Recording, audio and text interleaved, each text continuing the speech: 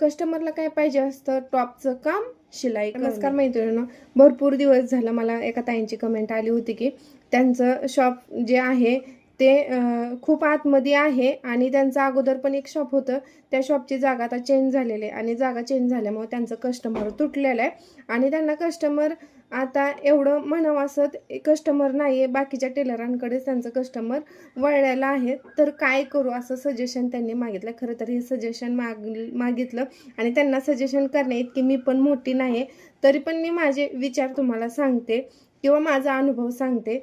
मी खरं तर पहिल्यांदा सांगते की मी जे काम करते ना ते काम करायला माझ्याकडं कुठलंही शॉप नाही आहे, बुटीक नाही आहे किंवा कुठल्या चौकात माझं घर नाही आहे किंवा कुठल्या ओपन जागेवर असं मी काम करत नाही आहे. मी घरातूनच करते आणि SRP कॅम्पामध्ये माझं घरामध्येच मी काम केलेलं आहे, चालू केलेलं आहे. आणि हे काम चालू करायच्या 2 वर्षापूर्वी म्हणजे 2 वर्षापूर्वी ना माझ्याकडे कस्टमर नव्हतं, आजूबाजूचेच मी शिवायचे. म्हणजे काय केलं तर मी पब्लिसिटी नव्हती केलेली आणि जे काही येईल तेवढंच मी शिवायचे. आणि पब्लिसिटी जेव्हापासून मी इंस्टाग्रामवर पब्लिसिटी करायला चालू केले तेव्हापासून मला कस्टमर वाढलेला आहे. म्हणजे माझं सांगायचं तात्पर्य एवढंच आहे की तुमचं जर इंस्टाग्रामला अकाउंट नसेल तर तुम्ही बनवा आणि असेल तर इंस्टाग्रामवर व्हिडिओ बनवत जावा तुमच्या कामाचे. पण काम पण असं करा की टॉप क्वालिटीचं ते काम असलं पाहिजे, इमानदारीचं असलं पाहिजे. टॉप क्वालिटी द्या आणि आजूबाजूची जी शिलाई आहे तुमच्या एरियातली त्याच्यापेक्षा 10-20 कमी घ्या. म्हणजे कस्टमर तुमचं जे पहिलं गेलेलं कस्टमर आहे ते तुमच्याकडे कस्टमर येईल. खरं तर असं करणं चुकीचं आहे, पण जे आपलं कस्टमर आहे ते आपल्याला कस्टमर परत मिळलंच पाहिजे. याच्यासाठी हे करू शकता, टॉपची क्वालिटी द्या आणि इंस्टाग्राम, फेसबुक यावर तुमचे व्हिडिओ अपलोड करत जावा.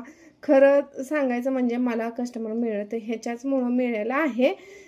कारण SRP कॅम्पात राहत असल्यामुळे एवढ्या आतमध्ये कोण येणार आहे, हुडकत कसं यायला प्रॉब्लेम होतात. म्हणजे मला तर कोणी कस्टमर माझ्याकडे यायचं म्हणलं ना तर मी माझं लोकेशन त्यांना शेअर करते किंवा मला त्यांना गेटवर आणायला जावं लागतं.